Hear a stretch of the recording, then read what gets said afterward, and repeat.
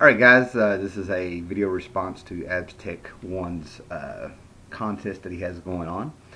And, at first I really wasn't going to do this because all my fellow YouTubers, pretty much made these great videos and picked out these great characters. His contest is to be a subscriber, tell him who your favorite hero is, and then show a book in there and stuff like that. And what he specifically said was comic book character and stuff.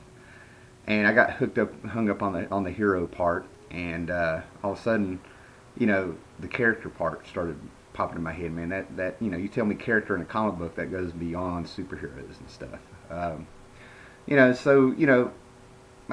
watched some really good videos, and some people showed some real good comics and stuff, and I figured this thing was covered, and I didn't really have anything to contribute. And then the inspiration hit me. And, for people who are watching this today while I upload and stuff, I'll just kind of apologize for this being the third video this weekend, which is ironic because just Friday night I was talking to 123 Comic Man and a few other people that, I made a little crack about being, kind of uninspired about what video to do next. So when the inspiration hit me this morning walking around, I've learned that if it hits you, jump on there, okay? Now the character that I got, when I hear the word character and stuff, I think about a fictional character that a writer has put, some blood, sweat, and tears into, to where, how this guy walks, how he talks. His history has so much substance and depth and layers that, he can almost become like a real person. But,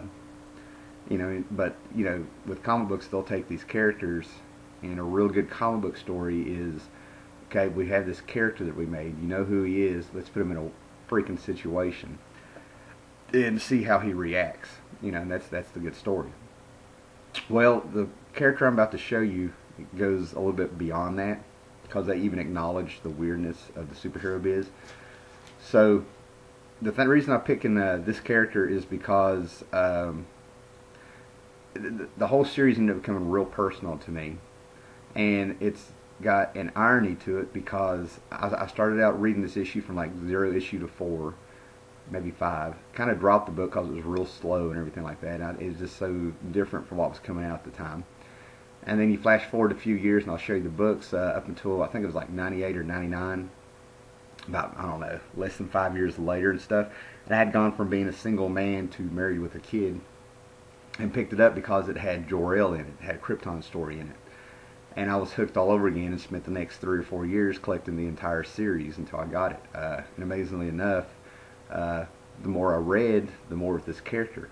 This is also a character that I was kind of told on 2 fronts that I need to be reading this book because this character reminded them of me at the time. And then I had a friend who read the book after I told him about it, and I never said a word. I just said, you just need to check this out.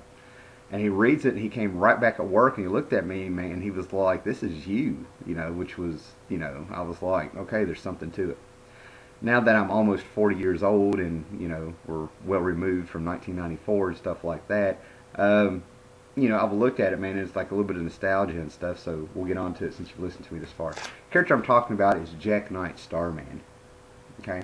Came out of 0 issue. This is the son, one of the sons, probably the youngest son, of the Golden Age Starman.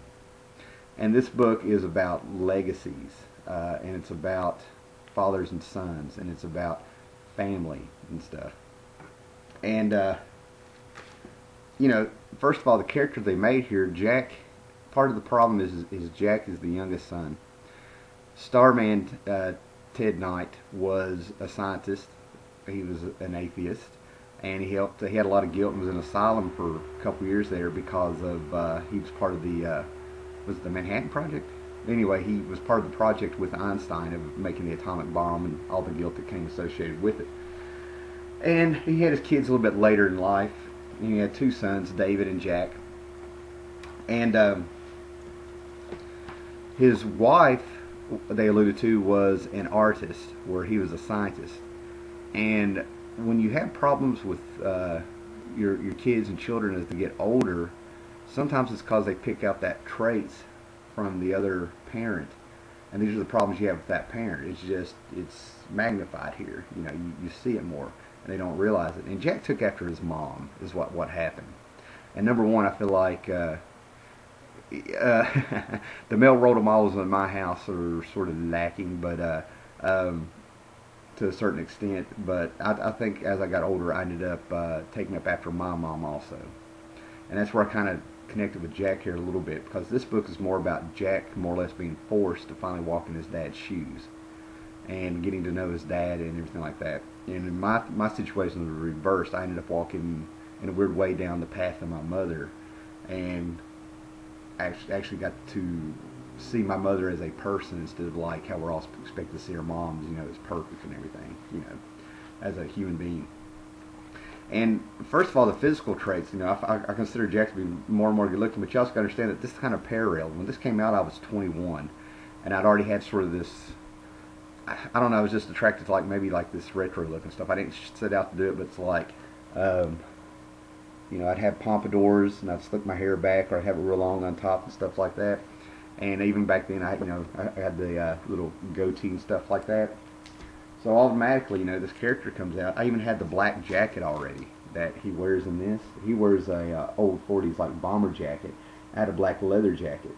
So right away, this predates this comic by about about a year or so, And then I hung in there for the first 4 or 5 issues of Jack, and this book was just too slow. I loved the covers and stuff, but there just wasn't enough back then, So, like I said, flash forward a few years, I'm in a comic book shop, and there's jor-el, and I get this book, and Starman's on a big space. He ended up traveling time and space, and what we find out is that Jack Knight is the hero responsible for more or less starting, sort of, what they're alluding to is that he's sort of responsible for getting Superman to Earth. He ends up giving the coordinates with a hologram of his dad, a binary code that jor-el knows how to find Earth. Okay, and it also had fathers and sons in it. Jor-el was having problems with his dad because he was sort of, Kryptonian-wise, he was sort of a rebel scientist and stuff, new thoughts outside the box, going against traditional ways of thinking about science. And he ends up doing all this. He ends up taking care of his son and saving his son, so that just made perfect sense. Okay, so, some more pictures here of Jack Knight stuff. It's one where it was actually creepy, man, because I actually grew up the goatee, man. It looked a lot like that and stuff. And, the book just got better and better and better, and we got to know Jack more and more. I mean, I could sit here and talk about his superhero exploits, but that's really not what it's all about. Okay?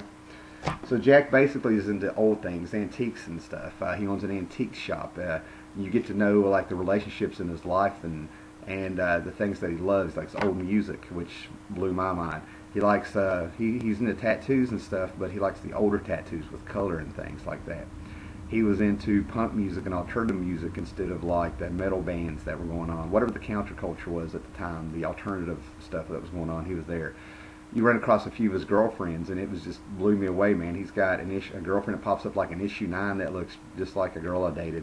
And then he ended up becoming girlfriends with the Starman of the 80s sister and stuff, and she resembled my wife. That blew my mind because I was married at the time. And then later on, it kind of the Mist ends up more or less. I think he was drugged or something, and she took advantage of him and had his kid.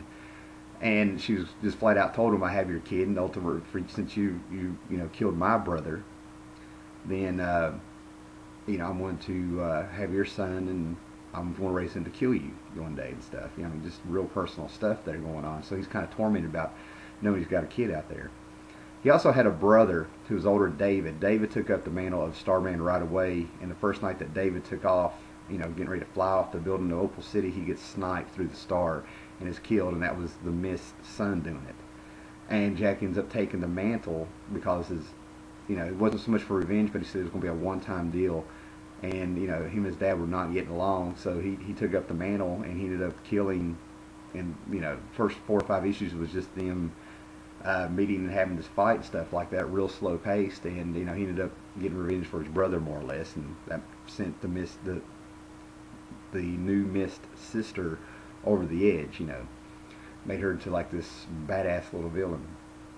So the reason I'm bringing about her is that the Mist sister, I actually ended up going out with the girl who physically resembled her, haircut and all. I mean, it's just kind of weird how this book parallels things, and I don't want to get weird about it. I mean, I'm not reading into this thing or projecting anything, or trying to feel special or anything like here. It was just odd, okay, because other people were picking up on it, and I'd already been living my life, and I had a big gap with the book and everything that led up to all this. So you get to know Jack, and you know his girlfriends, and you start figuring out that his Starman mantle is forcing him to walk in the footsteps of his dad. And he decided, he made a deal with his dad, you start using your Starman technology and cosmic energy to research for the betterment of mankind and actually do something with it, and then I'll be the new Starman, but I'm not wearing the costume. So he wore the bomber jacket and the retro clothes, and the whole time he's trying to rebuild his antique shop and stuff, And he tries to kind of hide out in his shop and be a businessman and everything, and figures he'll just go out when the cops call him or something like that. And his dad tells him, and this is life. It says that once you start the superhero biz, you don't try to find the weirdness finds you. And to me, that's just like a perfect metaphor for life there. So him and his dad go back and forth over the years, and they start getting a little bit closer, and they start hashing out things, and you just find out that Jack was just not the golden son. He wasn't like his dad. When he was a kid, he idolized his dad and that superhero stuff, but as he got older, he got into his own thing, and his dad was like, what are you going to do with your life? And he was trading little boxes of toys and got his first car that way. And his dad just didn't see it. He just didn't want to get to know his son, and they just butted heads, and the mom died. And, they just really didn't talk for years from what I got. Meanwhile, Jack's living this life and everything like that. And as he gets older and stuff, him and his dad he starts getting good at the superhero biz. And him and his dad's actually kind of proud of him, and, he's accepting a few things. And Jack starts finding out he never really stopped loving his dad.